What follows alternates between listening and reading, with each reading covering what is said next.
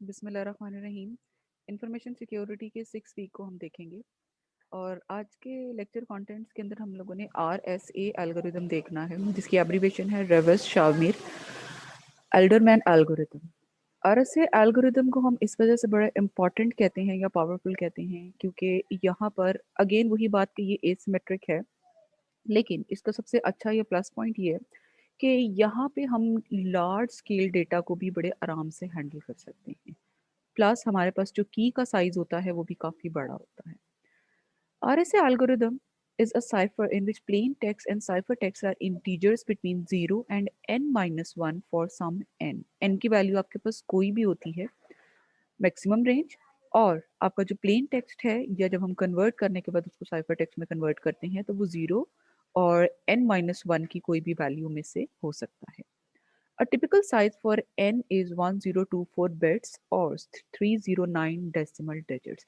अब आप ये देखें कि अगर हम बाइनरी की बात करेंगे तो 1024 बिट्स तक हमें अलाउ किया जाता है कि हम इतने लार्ज स्केल का डेटा ले सकते हैं for the purpose of encryption.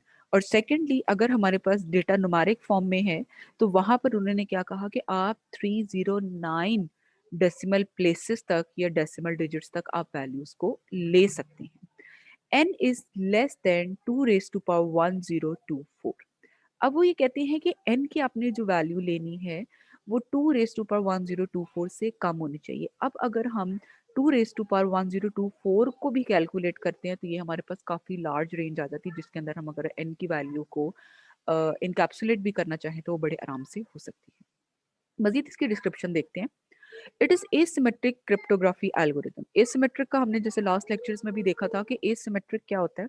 Asymmetric के अंदर हमारे पास दो डिफरेंट कीज होती हैं, पब्लिक की हम सेपरेट लेते हैं और प्राइवेट की हम सेपरेट लेते हैं, ताकि इंक्रिप्शन के लिए हम एक लेंगे और उसके बाद डिक्रिप्शन के लिए हम एक और लेंगे। फायदा हमें उसका ये होगा कि अगर कोई भी दरमियान में ब्रूट फोर्स अटैक होता है या कोई थर्ड पर्सन अटैक करने की कोशिश करता है और डेटा को लेने की कोशिश करता है तो उसको थोड़ा सा डिसएडवांटेज ये होगा, क्योंकि अगर डिफरेंट कीज होंगी तो वो इतनी आसानी से उस डेटा को डिक्रिप्ट नहीं कर सकता है। RSA is based on fact that it is difficult to factorize a large integer।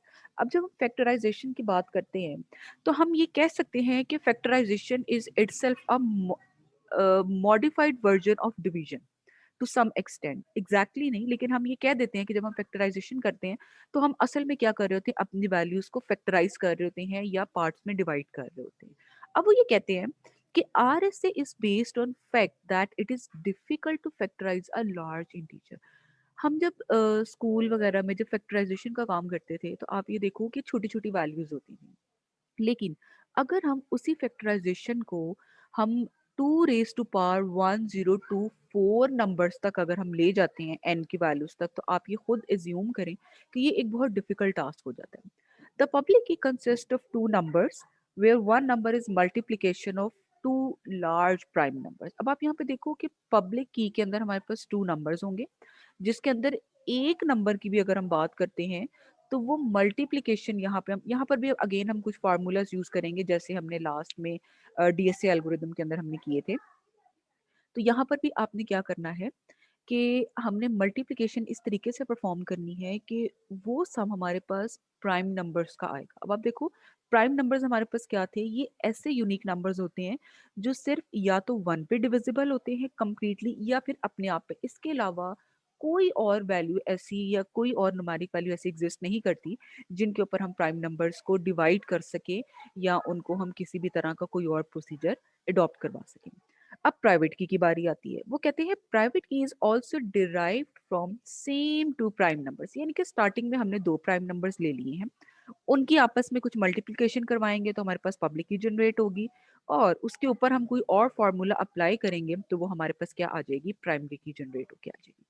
If somebody can factorize the large number, the private key is compromised। वो ये कहती है कि अगर किसी के पास ये नंबर आ भी जाते हैं और वो उसकी फैक्टराइजेशन करने की कोशिश करते हैं, यानी कि उसकी इस तरीके से तोड़ जोड़ करने की कोशिश करते हैं कि उनको पब्लिक की मिल जाए या प्राइवेट की का पता चल जाए, तो वो कहते हैं कि इसको करने का फ़ायदा कोई नहीं होगा। उसकी रीज़न ये है कि जितने लार्ज नंबर यानी कि जितना साइज़ ज़्यादा होगा नंबर को उसको जब आप फैक्टराइज़ करने की कोशिश करेंगे, तो ऑटोमैटिकली आपकी प्राइवेट की जो है उसकी आप ये कह सकते हैं एक्यूरेसी रेट बहुत ज़्यादा कम होता जाएगा, डिक्रीज़ होता जाएगा। Therefore, encryption strength totally lies on the key size. Encryption आपकी कितनी स्ट्रांग है ये की साइज के ऊपर डिपेंड करती है। जितना की का साइज ज्यादा होता जाएगा उतनी ही ऑटोमेटिकली आपकी जो इंक्रिप्शन है वो पावरफुल, स्ट्रांग और सिक्योर होती जाएगी। इफ वी डबल और triple the key size, the strength of encryption increases exponentially. RSA keys can be typically 1024 और 2048 बिट्स लॉन्ग। अब उन्होंने की का साइज भी बता दिया।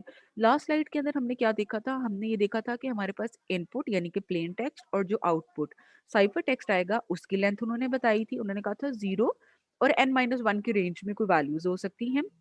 यहाँ पे उन्होंने क्या कहा है की का साइज क्या हो सकता है 1024 और 2048 बिट्स तक हम उसकी लेंथ को इंक्रीज कर सकते हैं। अब हम इसका असल मैकेनिज्म देखते हैं कि हमने इसको करना किस तरीके से। ये भी बहुत आसान है, बिल्कुल भी मुश्किल नहीं है। मैथ्स का हम थोड़ा बहुत काम कर लेते हैं, थोड़ी सी मैथमेटिकल कैलकुलेशंस है, दो फार्मूलाज टोटली इसके अंदर इन्वॉल्व हैं। आपने सिर्फ ध्यान रखना है कि कौन सा फार्मूला हमने कौन सी की के लिए अप्लाई करना है, दैट्स इट।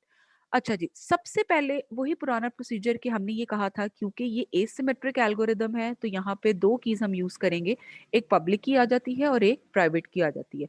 पब्लिक की को सेपरेट जनरेट करवाएंगे और प्राइवेट की को हम सेपरेट जनरेट करवाएंगे। सबसे पहले हम ये देख लेते हैं कि हमने पब्लिक की को किस तरीके से जनरेट करवाना है। उसके लिए जो फर्स्ट स्टेप आ जाता है वो आ जाता है सेलेक्ट टू प्राइम नंबर्स। हमने ये कहा था कि RSA एल्गोरिदम बेस ही किसके ऊपर करता है, प्राइम नंबर्स के ऊपर करता है। और यहाँ पे हमने क्या कहा, हमने कहा we have to take two prime numbers. एक पी ले लेते हैं और एक हम ले लेते हैं क्यू। पी की वैल्यू उन्होंने ज्यूम करवा ली है कि सपोज हम 53 ले लेते हैं और क्यू की वैल्यू हम ले लेते हैं 59।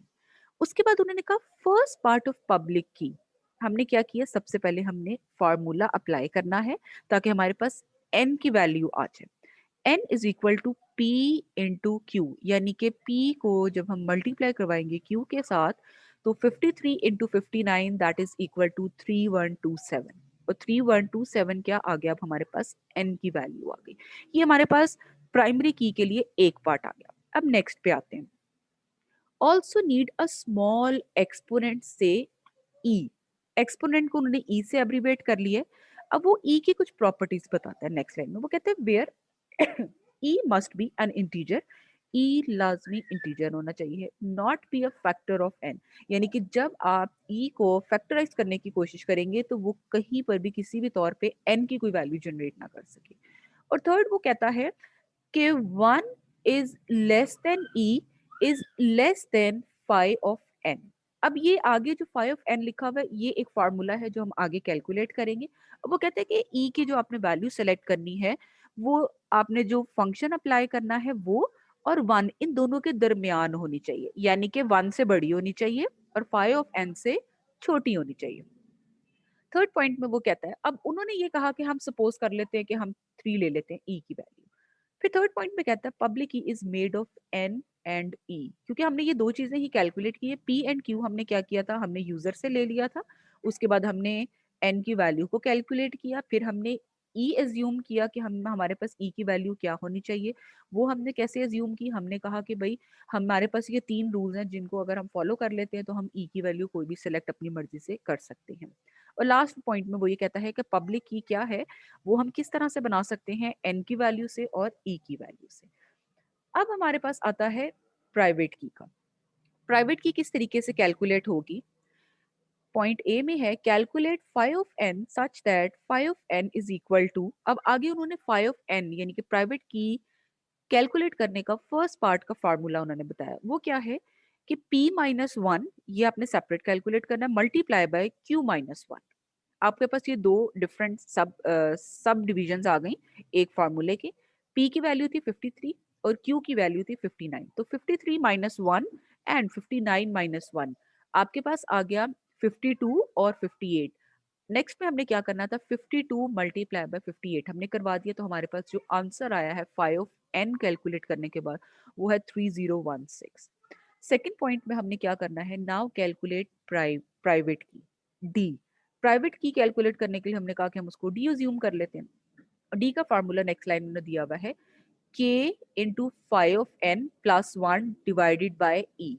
अभी तक हमने ये देखना है कि इस फार्मूले के अकॉर्डिंग हमारे पास करंटली कौन कौन सी वैल्यूज अवेलेबल हैं। हमारे पास ई कैलकुलेट है, यानी कि ई हमने ज्यूम कर लिया था जब हमने पब्लिक की बात की थी। एक्सपोनेंट हमने लिया था, वो हमने क्या लिया था, 3 लिया था। फिर फाइव ऑफ एन हमने अभी ऊपर सामने कैलकुलेट किया, पॉइंट ए के अंदर 3016 आ गया। के मिसिंग है। अब वो के आगे कहता है कि फॉर सम इंटीजर के आप कोई भी वैल्यू एज्यूम कर सकते हैं जिसके ऊपर आपने ये कैलकुलेट करना है। ये भी अगर इन केस क्वेश्चन आता है पेपर के अंदर तो ये आपको गिवन होगा। के की वैल्यू उन्होंने कहा कि हम एज्यूम कर लेते हैं for the time being that is equal to 2। अब हमारे पास, अब देखो सारी वैल्यूज आ गई, के की वैल्यू भी आ गई, 5 n आ गई, 3016 प्लस 1 उसमें करना है। ये सारी वैल्यूज जब आप कैलकुलेट कर लोगे तो उसके बाद आपने क्या करना है, डिवाइड कर देना है इसको ई की वैल्यू से। और ई की वैल्यू हमने क्या एज्यूम की थी, 3 की थी। तो जब आप इस सारी कैलकुलेशंस को कर लेंगे तो डी की फाइनल वैल्यू क्या आ जाएगी, 2011 आ जाएगी। अब नाउ पब्लिक की हमारे पास क्या है, n is equal to 3127 and e is equal to 3। ये हमारे पास कहाँ से आया, यहाँ पे आ गया था जब हमने a पॉइंट में n की वैल्यू कैलकुलेट की थी और पॉइंट b में हमने 3 यानी कि एक्सपोनेंट की वैल्यू एज्यूम की थी। उसके बाद आता है प्राइवेट की, d इज इक्वल टू 2011। अब d की वैल्यू भी हमने ये लास्ट यहाँ पे पॉइंट b में कैलकुलेट की थी जब हम प्राइवेट की को जनरेट करवा रहे थे। हमारे पास ये दो वैल्यूज आ गई, n की वैल्यू आ गई, e की वैल्यू आ गई और d की वैल्यू आ गई।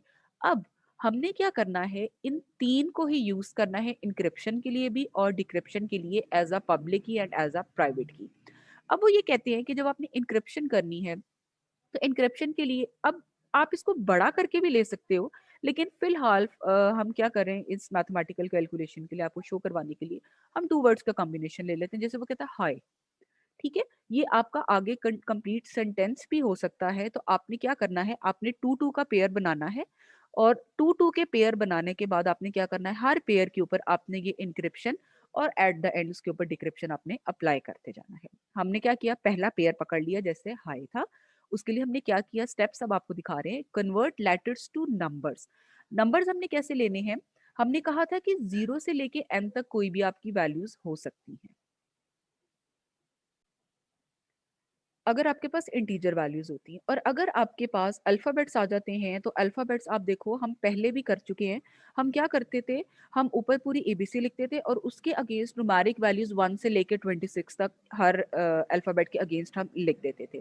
तो अगर हम उन्हीं वैल्यूज के अज्यूम करें तो ए को अगर हम 1 असाइन करते हैं, बी को 2 असाइन करते हैं, तो मूव ऑन करते जाएं तो एज की वैल्यू 8 आ जाती है और आई की वैल्यू हमारे पास 9 आ जाती है। अब पहले स्टेप में हमने क्या किया कि हमारे पास जो अल्फाबेट्स थे उसको न्यूमेरिक वैल्यूज में कन्वर्ट कर लिया।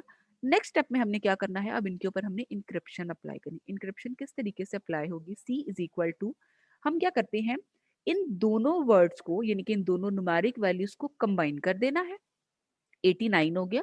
और इसको हमने इसकी पावर क्या ले लेनी है, ई ले लेनी है, यानी कि 3 आ जाएगी, मॉड एन। ये एक फार्मूला आ गया, ठीक है। अब देखो 89 का जब आप एक्सपोनेंट लोगे, ठीक है, एक्सपोनेंट ई की वैल्यू क्या थी आपके पास, 3 थी, मॉड एन, एन की वैल्यू भी हमने कहा था कि पब्लिक की है 3127 थी। जब आप इस पूरे को सॉल्व करोगे तो आपके पास फाइनल आंसर क्या आ जाएगा, 1394 आ जाएगा। अब पते की बात ये है कि हमने ये देखना है कि ये जो अभी यहाँ पे हमने फार्मूला लिखा 889 raise to power e mod n, इसमें हमारी पब्लिक की कहाँ पे यूज हुई थी। तो क्या आप ये देख के बता सकते हो, ऊपर जो फर्स्ट 2 पॉइंट्स में हमने पब्लिक की और प्राइवेट की हाईलाइट की हुई है उसके अकॉर्डिंग यहाँ पे एन की वैल्यू और ई की वैल्यू, ये दोनों वैल्यूज हमारी पब्लिक की थी, पार्ट थी उन दोनों का। इन दोनों को आप ये देखो हम इंक्रिप्शन के लिए यूज कर रहे हैं। यहाँ पे प्राइवेट की को हमने यूज नहीं किया इंक्रिप्शन के अंदर। हमने क्या कहा था, प्राइवेट की हम कब यूज करेंगे, when we are going to perform decryption. अब आप देखो डिक्रिप्शन जब हम करने लगे हमारे पास, हम इसी जो हमने अभी इनक्रिप्ट किया था इसी को हम डिक्रिप्ट करते हैं। इंक्रिप्शन के बाद हमारे पास जो आंसर आया था वो था 1394, ठीक हो गया। अब डिक्रिप्शन आपने कैसे करनी है, डिक्रिप्शन आपने किसकी करनी है, 1394 की करनी है। उसके लिए फार्मूला आपके पास अब थोड़ा सा चेंज हो जाएगा। आपने क्या करना है, C raise to power D mod n, C की वैल्यू आपके पास कहाँ से आई? सी की वैल्यू आपके पास ऊपर से आई जो आपके पास एन्क्रिप्शन के बाद आई है और वो क्या थी 1394। 1394 को विद पावर आप डी लोगे और मॉड उसका आप एन ले लेंगे और ये आपके पास आंसर आ जाता है अगेन 89। अब 89 हमने नहीं लिखना, हमने क्या कहा था कि जब 89 आएगा तो अगेन हम इसको क्या कर देंगे, हम इसको सेपरेट कर देंगे। 8 को और तरह से कर देंगे और 9 को हम और तरह से कर देंगे। 8 हमारे पास किसके इक्वल आ गया, एज के, और 9 हमारे पास किसके इक्वल आ गया, आई के। और जब हमने इन दोनों को कंबाइन किया एच और आई को तो हमारे पास क्या आंसर आ गया, अगेन हाई आ गया। तो ये हमने इंक्रिप्शन परफॉर्म की एंड देन उसके बाद उसकी डिक्रिप्शन परफॉर्म की। Thank you very much.